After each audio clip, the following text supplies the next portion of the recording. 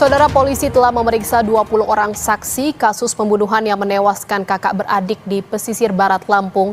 Dari pemeriksaan, polisi menemukan orang tua korban sempat berkonflik dengan tetangganya. Penyidik masih melakukan penyelidikan terkait tewasnya kakak beradik yang ditemukan tewas berpelukan di dekat rumahnya di pesisir barat Lampung pada Rabu 14 Mei. Dari pemeriksaan orang tua korban, polisi menemukan fakta bahwa mereka sempat berkonflik dengan salah satu tetangga. Dari keterangan ibu korban, bahwa sebetulnya memang ada konflik sekitar tahun 2021 dengan salah satu saksi yang juga tetangga ibu korban. Pada saat itu masalahnya adalah terkait pengambilan kopi. Pada saat itu ibu dari ayah korban, adik dari ayah korban ini mengambil sebelah kopi yang dimana menurut dari tetangga yang sekaligus sebagai saksi kami itu adalah kopi milik saksi tersebut. Kemudian hal itu menjadi masalah. Selain memeriksa saksi, polisi masih menunggu hasil uji lab terhadap barang bukti yang ditemukan di lokasi penemuan korban maupun di rumah korban. Tadi baru kita kirim sampel beberapa barang bukti yang kita temukan, baik itu di TKP ataupun di tempat-tempat yang kita sasar kemarin, itu sudah diterima oleh Puslap. Ada beberapa termasuk sampel darah yang ditemukan di parang, dan juga parangnya juga kita bawa ke sana. Kemudian ada di pakaian yang ditemukan di gubuk-gubuk, nah itu juga kita bawa, semua kita bawa sampelnya, termasuk sampel-sampel yang lain yang ada kaitannya atau ada dugaan kaitan dengan kasus itu kita bawa semua ke Puslapor. Warga di Kabupaten Pesisir Barat Lampung dikejutkan dengan temuan jasad dua bocah kakak beradik dalam kondisi berpelukan di sebuah kebun tak jauh dari rumahnya. Korban kakak beradik sempat berpamitan kepada orang tua untuk mencari durian ke kebun. Namun hingga sore hari mereka tak kunjung pulang hingga ditemukan dalam kondisi meninggal dunia. Dari hasil otopsi, polisi menyatakan keduanya jadi korban pembunuhan karena ditemukan bekas luka di beberapa bagian tubuh. Tim Liputan, Kompas TV. Saudara, kakak beradik di Lampung diduga jadi korban pembunuhan. Sejumlah saksi telah diperiksa, namun polisi masih belum menemukan titik terang. Lalu bagaimana perkembangan kasus ini? Kita akan bahas bersama Budi Wiono, Kepala Dinas Pemberdayaan Perempuan, Perlindungan Anak dan Keluarga Berencana Pesisir Barat, dan juga ada kriminolog Hanifah Hasna yang sudah bergabung bersama kami di Kompas Malam. Selamat malam Pak Kadis dan juga Mbak Iva. Selamat malam, Ihan. Selamat malam, terima kasih. Ya, selamat malam. Saya ke Pak Kadis dulu. Ini Pak Kadis, ini terkait dengan kasus ini, apakah langkah yang sudah diambil dari pemerintah terkait dengan kasus tewasnya dua kakak beradik ini? Langkah yang kami ambil dari kami mewakili pemerintah Kabupaten Pesisir Barat, kami malah terjun ke lapangan bersama dengan kepolisian untuk kami mendampingi pada saat pemeriksaan BAP terhadap para saksi. Karena beberapa saksi diantaranya adalah anak-anak, jadi kami melalui UPTD PPA Pesisir Barat ikut mendampingi dalam pelaksanaan BAP tersebut. Kemudian kami koordinasi dengan Pratin atau Kepala Desa, kalau kami bilangnya Pratin, Kepala Desa dan Camat, kita melihat bagaimana pelaksanaan perlindungan anak di desa tersebut. Sampai saat ini kami terus melakukan, kami menyiapkan satu pengacara untuk mendampingi orang tua korban. Yang kedua, kami untuk psikolog untuk pendampingan psikologis terhadap orang tua korban. Artinya sudah ada pengawasan yang dilakukan kepada keluarga korban seperti itu ya Pak Kadis.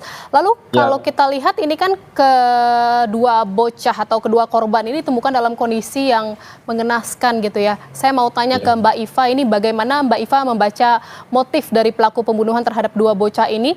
Namun dijawabnya nanti Mbak Iva setelah jeda, tetaplah di Kompas Malam. Saudara, kita akan melanjutkan perbincangan dengan Budi Wiono, Kepala Dinas Pemberdayaan Perempuan, Perlindungan Anak dan Keluarga Berencana Pesisir Barat, dan juga Hanifah Hasna, selaku kriminolog UI. Saya ke Mbak Iva. Mbak Iva, tadi seperti yang sudah disonding di awal, bagaimana melihat motif dari pelaku membunuh kedua korban ini? Baik Mbak Jihan, kalau kita melihat sangat sadis ya. Ini dua anak yang meninggal dalam kondisi tersayat-sayat dan dalam kondisi berpelukan. Kalau kita membicarakan tentang motif itu hanya ada dua. Yang pertama adalah instrumental, yang kedua adalah material. Instrumental itu segala sesuatu yang berhubungan dengan perasaan, dengan psikologis, kemarahan, kebencian, dendam, dan lain-lain. Cinta bahkan ya. Kalau material pasti terkait dengan harta benda. Kalau kita melihat saat ini tidak ada benda atau harta yang diambil oleh pelaku, tetapi dia berusaha menyakiti, berarti ini indikasinya adalah motif instrumental.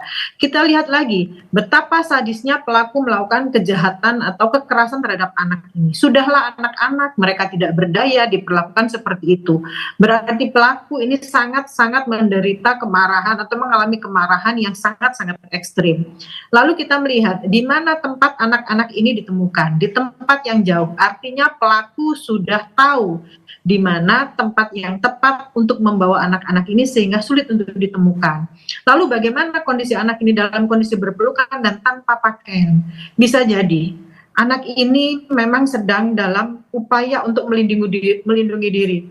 Kebutuhan saling melindungi karena dia sangat ekstrim rasa takutnya terhadap pelaku. Indikasi ini menunjukkan bahwa korban itu dibiarkan meninggal secara perlahan. Artinya pelaku tidak melakukan pembunuhan secara langsung karena dia ingin menyiksa secara psikologis terhadap entah siapa tujuannya. Tapi yang jelas anak-anak ini itu hanya alat. Dia mau menyakiti siapa, kita tidak tahu. Nah, ini ke pihak kepolisian yang mungkin bisa menganalisa sebetulnya apa sebab dari pelaku ini melakukan terhadap dua anak yang tidak berdosa. Kalau dikatakan oleh Mbak Iva ini adalah korban ini sebagai alat, apakah ini juga ada kaitannya dengan yang tadi disampaikan oleh polisi terkait dengan pemeriksaan saksi bahwa salah satu saksi menyebut orang tua korban ini berkonflik dengan tetangganya. Apakah ini adalah ada kaitannya dari pandangan Mbak Iva? Bila ada informasi demikian, bisa jadi seperti itu, Mbak. Karena anak-anak itu apa dosanya? Kalau memang tidak ada hubungan konflik antara orang tua, bisa jadi pelakunya adalah seseorang yang mengalami gangguan jiwa. Tetapi kalau kita sudah bisa mengumpulkan saksi dan bukti bahwa orang tuanya berkonflik, bisa jadi karena kemarahan yang sangat-sangat besar, sehingga anak ini dijadikan alat untuk membalaskan dendamnya. Ya, kalau yang jadi korban ini ya bukan hanya korban, tetapi juga orang tua korban. Ini kita bisa bayangkan bagaimana rasa sakitnya kehilangan dua anak. Ini dari Pak Kadis, bagaimana kondisi orang tua korban saat ini? Dan apakah ada langkah untuk melindungi orang tua korban dan juga mungkin pengawasan khusus terhadap keluarga korban?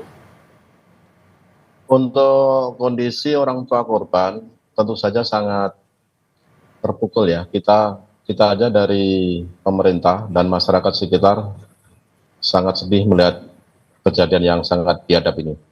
Terutama dari orang tua ayahnya pada saat pemeriksaan BAP tambahan di desa, di Pekon atau di balai desa, itu hampir tidak bisa komunikasi secara sekali di tulisan, kemudian beliau ayahnya ini menangis, kemudian nggak bisa menjawab lagi. Artinya kondisi psikologisnya sangat stres. Untuk ibunya lebih lumayan lah ya, untuk ibunya lebih bisa menguasai diri.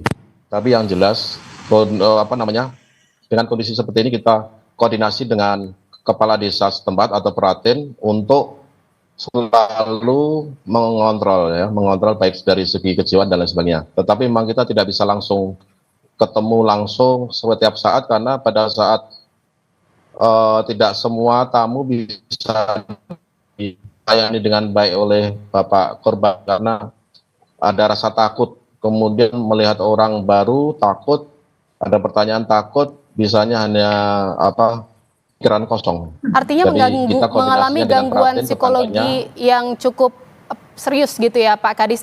Lalu yang apakah saya memang lihat begitu. iya. Lalu apakah sudah ada rencana pengawasan atau memang belum bisa ditemui saat ini, tetapi ada pengawasan khusus yang memang sudah disiapkan untuk keluarga korban, khususnya untuk orang tua korban, Pak Kadis? Pengawasan khusus untuk orang tua korban kami melalui dan tetangga. Artinya kondisi selalu kita pantau, baik secara fisik maupun psikisnya. Tapi untuk sampai saat ini, untuk yang teraman masih tetap di rumah yang bersangkutan di Batu Raja. Tapi untuk monitoring kita selalu koordinasi dengan kepala desa setempat. Memang ini kalau kita lihat juga yang mendapat serangan secara psikologi juga keluarga atau khususnya orang tua korban. Kalau dari Mbak Iva sendiri melihat ini kira-kira motif atau apa alasan pelaku sampai tega sebegitunya menghabisi nyawa kedua korban, Mbak Iva? Iya, baik. Jadi kalau kita melihat biasanya kondisi-kondisi seperti ini atau pembunuhan yang dilakukan sesadis ini itu karena dendam yang mendalam gitu ya. Bisa jadi karena jangka pendek maupun jangka panjang. Kalau kita melihat dari kondisinya seperti itu. Nah, seperti yang tadi Mbak Dian sampaikan, sudah ada saksi yang menyampaikan orang tuanya pernah ada konflik. Tapi kalau kita mengarahkan ini pasti dari orang-orang terdekat, walaupun ada yang mengarahkan terhadap seseorang, itu ternyata orang dekat, kita bisa mengalihkan pada orang terdekat yang lain yang kira-kira juga ada konflik dengan orang tuanya. Karena dari bukti-bukti yang ada, ini kan sadis sekali gitu ya. Nah, kalau sampai tidak diperlakukan seperti itu, ternyata tidak karena dendam, bisa jadi karena tadi itu sakit jiwa, atau kalau secara luas kita bisa melihat apakah ini ritual atau penyimpangan seksual, atau hanya karena impulsif dia marah, nggak tahu dia marah terhadap siapa, terus kebetulan yang ada adalah anak-anak.